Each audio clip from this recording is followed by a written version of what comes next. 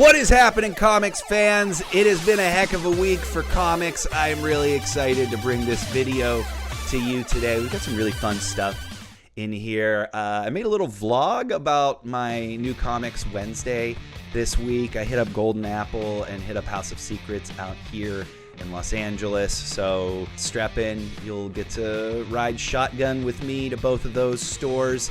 We'll take a look at the books that I picked up, both on my pull list and the stuff that I wanted to chase down this week. Did I get the variants that I was looking for? Only one way to find out. We're also going to take a look at the Spider-Man brand new day trailer. Spider-Man is and always will be my jam, and I have saved this one for the video. I'm really excited to do a first reaction on camera. That's going to be really exciting. We're going to have a lot of fun this week, and I've already yammered enough, so let's get into that trailer reaction.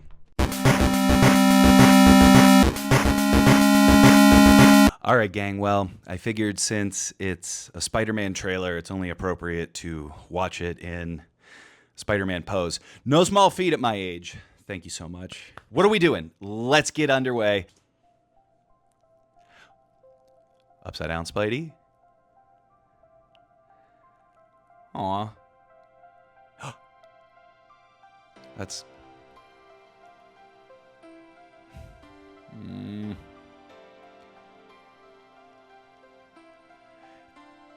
Yeah. Oh, just like the game. I swear I did that so many times.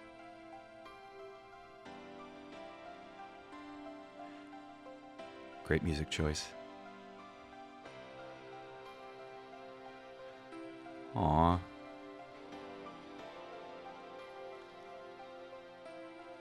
Aw.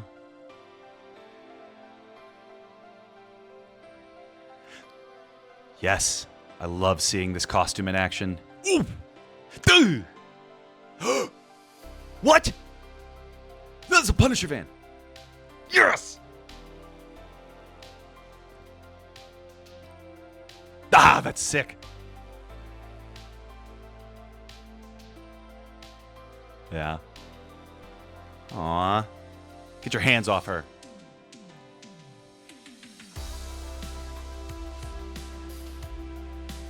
What? Wait, whoa. Are we doing the other? Whoa, what?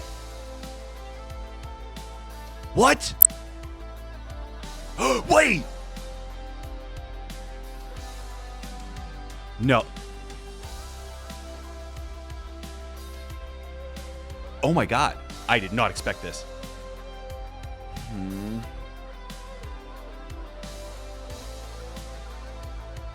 Uh-huh.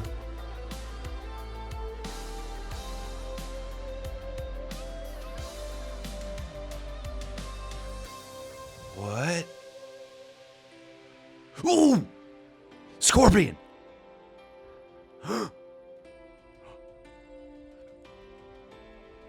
Yeah! Oh! Amazing Fantasy 15! Spider-Man 345! Ah! Wait, is this the hand?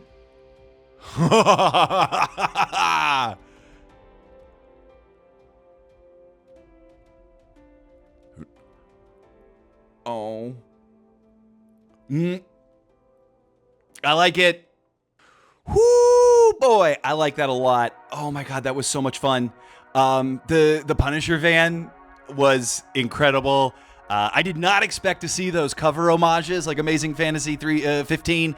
And then we had there's an obscure one. It's Amazing Spider-Man 345, I think. It looked like looked kind of like that Larson cover where Boomerang's throwing. It's where Carnage kind of makes his first cameo appearance. But that was really fun. I thought there was going to be a lot more action. I thought it was going to be a lot bigger. It was kind of maudlin, kind of sad, but really setting the tone for a sad Peter Parker, which, you know, we need a redemption arc for Petey, especially, you know, man, that last movie was so good. It is sad that his best friends do not recognize him right now. Also, the Punisher is just like super chill. They know each other. So I'm wondering where this takes place within the continuity of Daredevil. Also, this is Brand New Day. We had some like sort of ninja style folks. They could have been the Hand, but maybe Mr. Negative I don't know. He makes his debut in the first few issues of the Brand New Day storyline. Also, speaking of storylines, are we adapting The Other to movies? I did not see that coming in a billion years. Really interested to see where they were going to go with that. And of course, getting a little bit of Dr. Banner in there. We're probably going to see the Hulk. Do we get a Spider Hulk? Shout out Web of Spider-Man 70. I think one of my favorite issues as a kid with the Spider Hulk on the cover. Overall, a really fun trailer. Getting me in the mood for the movie. We will definitely be getting some bigger trailers, I think, before this drops for sure. April, May. I mean, July is right around the corner. That's coming so fast, gang. But really excited about that trailer and excited to see what we get next from this movie. Ugh, I can't wait. It's Wednesday. You know what that means? We're heading to the comic shop. Thought I'd do something a little bit different today. We are going to be picking up our pull list, but we're also going to be trying to grab some of these insane indie comics that everyone seems to be grabbing and acting like they're the gold rush. I feel kind of like we're in the early 90s again with this indie speculation. And I'll be honest, I'm still not convinced this isn't market manipulation. But I've got a Wednesday sort of free. It is 11 hell degrees in Los Angeles, but that's not going to stop us on New Comics Wednesday.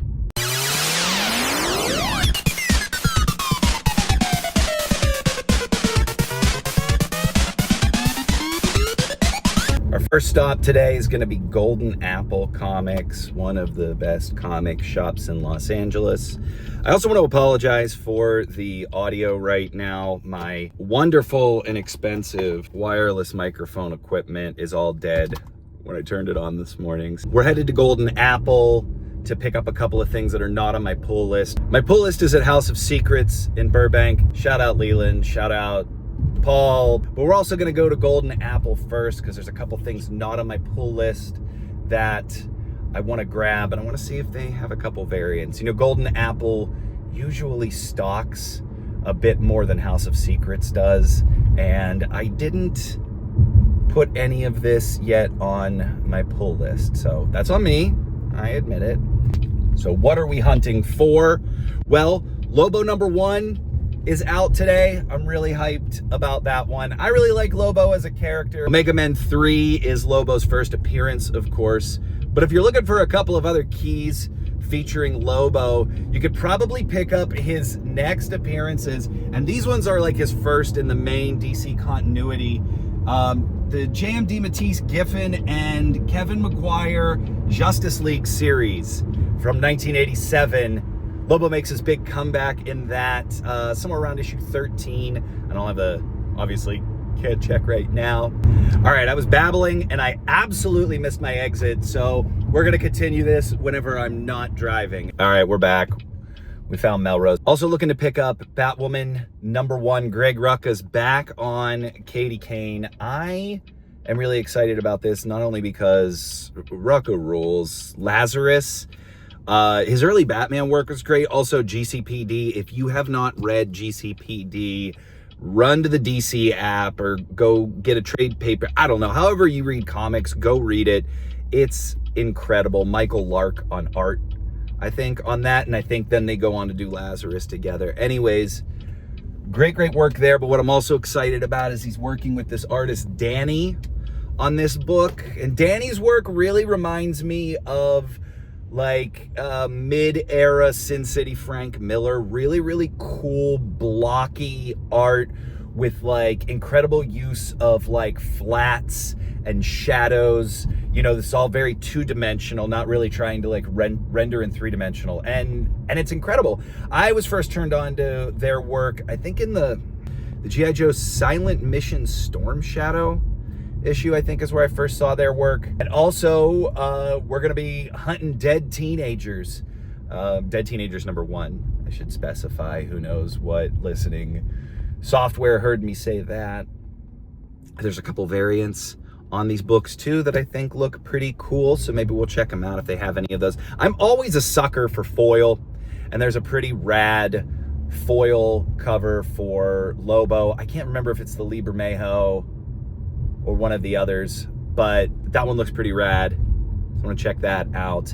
And of course, on my pull list this week, we've got Exquisite Corpses, which, you know, always first thing to read on my stack when that comes out, and Geiger, which I love. So these indie books are spiking in the days leading up to release and the few days after release. We first saw it happen with Dork, and Dork's maintaining its secondary market sales value, but the other ones that we've seen come in after it really aren't, so it does start to feel like maybe something's going on. You know, tinfoil hat theory and all that, I can't help but notice that it's publishers that only release through Lunar. I mean, look, gang, there's something about this that just doesn't pass the sniff test with me. I do think that there is an influx of new readers, but I don't think that's all that it is. It feels a little bit like, honestly, like a crypto situation. And I wouldn't be surprised if there were some crypto lessons that had been learned. I see a lot of those guys entering the comic space right now, and I'm all about the growth of comics fandom and comics readership, but, you know, it feels a little similar. Oh my God, you'll never believe this. Only in LA, I almost hit an autonomous delivery drone, which, oh my God, if you've ever seen those little rascals, they're insane. This is the little walk to Golden Apple I'm cutting through. There's a giant parking lot beside the shop. Got a little bit of street parking over in, hey, if you've never been in LA, the hardest part of LA isn't driving, it's parking. I hate parking. But dig this, here we are. One of the meccas of comics in Los Angeles. It's Golden Apple. Let's go in and see what they got.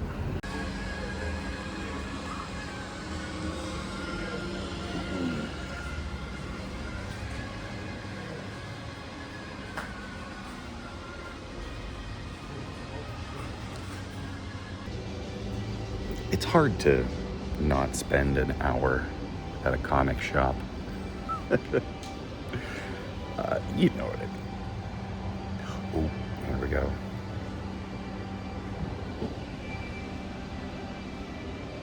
And of course our Batwoman. But which?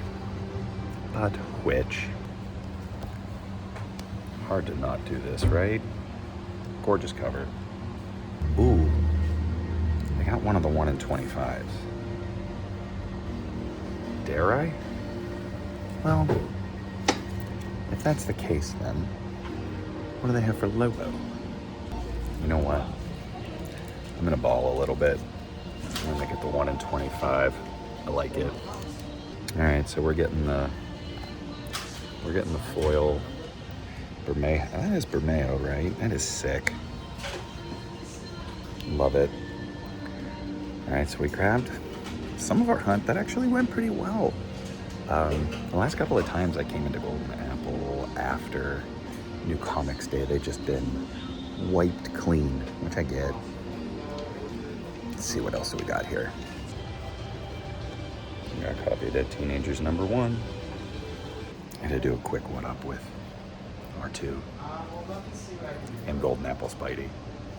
Hey, also, if you're in a comic shop and you're hanging out and, you know, you picked up all your pull lists and you want to burn some money, check out the indie stuff too. There's some incredible stuff out here. They have one of my favorite books ever on the shelf here by Michael Kupperman. This is one of the funniest comics I've ever read. It's called Tales Designed to Thrizzle. I didn't even realize, I don't even think I have some of these issues. I collected this, I don't know, 20 years ago, but Kupperman is hilarious and I highly recommend it. I'm trying to decide if I want one more Batwoman #1. Do I need it? No. Do I love it? Yeah. All right, heck with it. You know what we're gonna do? We're gonna do the matching. So we're gonna get the foil and the standard cardstock of the same cover. All right, haul complete at Golden Apple. We got ourselves a nice little stack here. I did get a little too excited, I think, about comics today. walking back this service alley behind the store. I also had a pickup there that I forgot about until I was at the front counter, so I grabbed that really quick. I also grabbed a copy of Comics, the magazine, #1. I'm really excited to check that out. As a child of Wizard, it's really fun to see another new comics magazine out in the wild. I'm also kind of like, did I get enough footage inside the store?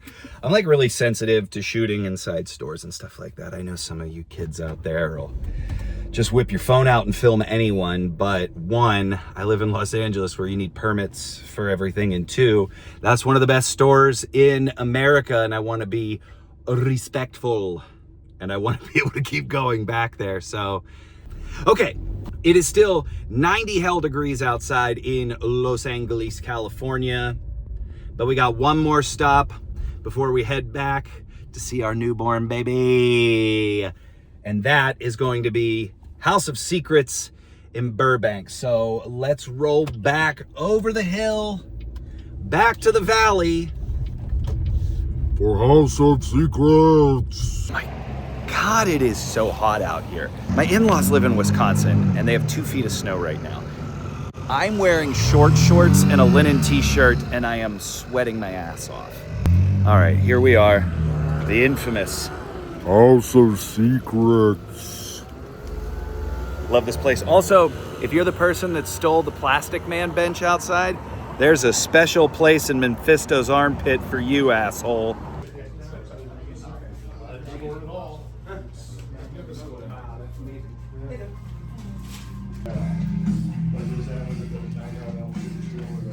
Hey, if you really want to read it, don't pay $1 billion for the first print. The third print came out today. There's plenty.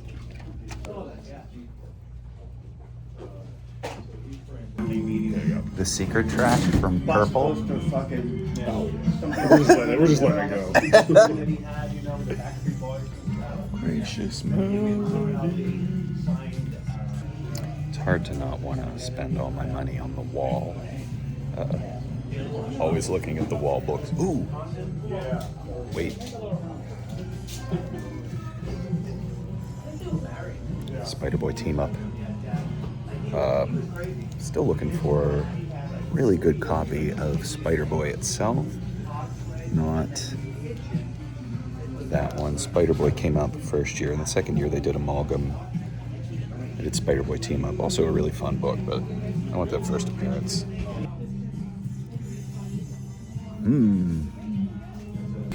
Farrell continues to kill, by the way. Next week, big issue. Oh, I heard that pun. What's up? Continues to kill. Claws at your heart, I'll tell you. Yeah, nice. 10 out of 10. 10 out of 10. Okay, I had to put my phone down because I had to show Paul pictures of my new daughter, because that's what you do when you're a new dad. But House of Secrets pull list grab is complete. Now we're gonna head home and do the most important thing that happens on New Comics Day. Read your comics. Well, gang, I'm gonna be so real with you. This was one of the sickest New Comic Days in recent memory. So much good stuff came out, and in fact, I feel like I missed some of it. Like, I didn't pick up Deathstroke the Terminator #1, and I'm definitely feeling FOMO about that, especially because when I got to House of Secrets, you didn't see this on the camera, but Tony Fleeks was there doing a signing for the book, but they were literally out of copies. So I was kind of SOL there, but so much good stuff coming out this week. I mentioned that I had an extra piece at Golden Apple that I needed to pull, and that was this Virgin variant of Something is Killing the Children #1. I don't have a first print copy, so I've been out there trying to collect as many of the reprints as I can. Looking through the rest of the stack here, we've got Batwoman #1. I really did think this delivered. This is going to be, I think, a bit of a slow burn. We've got a mystery at the beginning here. Kate's kind of dropped into a new situation. We're a bit confused about what's going on, but I'm on board. I'm excited to see what happens next. And once again, that Danny art is amazing. I got a copy of Battle Beast #7 simply for the McFarlane cover. I am a McFarlane freak, a McFreak. And I try to get everything that he draws, and this one is awesome. Check that bad boy out right there. Grab G.I. Joe #20, did not disappoint. This book just continues to set the bar. I can't believe how much I am loving the Energon universe, especially as a kid born in the 80s. I thought the best years for these characters were behind them. Shout out to the Skybound team for breathing new life into all of them. Of course, Geiger continues this amazing story. Heck of a cliffhanger ending with this one. Not going to spoil anything, but you could probably see where it's going based on the cover. Lobo #1. This was everything I wanted it to be. Scotty Young is the right guy to be writing Lobo. Jorge Corona's art is just gritty and grimy and expressive. The storytelling is awesome. They are an amazing pair. Scotty's already an incredible cartoonist, and these two go together like peanut butter and also even better peanut butter. Exquisite Corpses. Of course, we are in the end game of Exquisite Corpses. This one has a couple real shocking scenes that I was not expecting. I'm also still continually impressed with the collaborative nature of how this book comes together. All of the different creators that you see cycling through the book. I'd be really interested to hear from James Tynion about the creative process behind putting this together. Also, if you are a CCG fanatic, you should be trying to get those bagged copies of Exquisite Corpses each month. There is a card every month that will be playable in their upcoming CCG game. I guess we'll find out more about that later this year. Dead Teenagers #1, incredible debut. I really liked this book. I'm excited to see where it's going to go. Caitlin Yarsky is an awesome illustrator. Also, incredible job with getting the period accurate outfits and clothing into the story. This takes place right at the tail end of when I was in high school, so a lot of these outfits feel very familiar to me. We still don't quite know what's going on, though it seems like the characters do. In a flip, often it's like you as the reader know what's going on, the characters don't. But we're in the flip side of that now. I'm interested to see what happens next, and I hope that we find that out soon. I think that will just deepen the lore and the story that we got here. But again, great debut for Dead Teenagers. Wasn't able to get any of those variants on that one. I think there's a 1 in 25 or a 1 in 30 that's out there that might be the priciest. It's really cool. But the other variants are great. There's a Pretty Woman homage.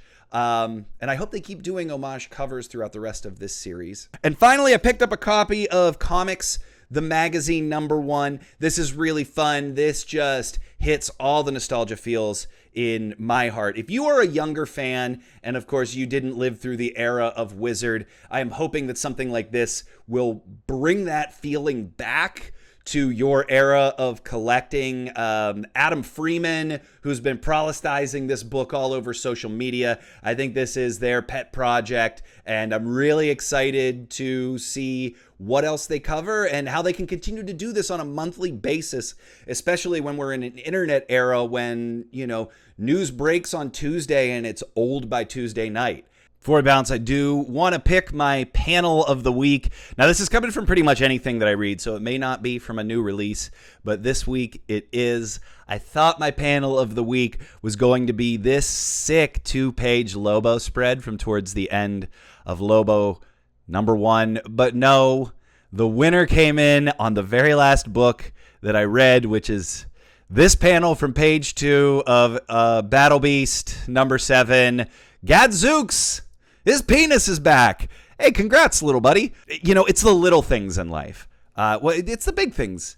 It's the perfectly appropriate sized things in life that counts. All right, that's going to wrap it up for us this week. Thank you so much for hanging out with me, chatting comics. We know you have a choice in comics channels, and we thank you for coming here. And if you liked what you saw, don't forget to like, subscribe, and do all of those fun interactive things. Drop some comments. Let me know what you picked up this week. And also, like, give me some suggestions. Let me know what to check out. I love comic books, so I'm always looking for new stuff. This is the best storytelling medium in the world, and I am excited to share my love of it with you every week. Thanks so much for hanging out, and I'll see you in the next video.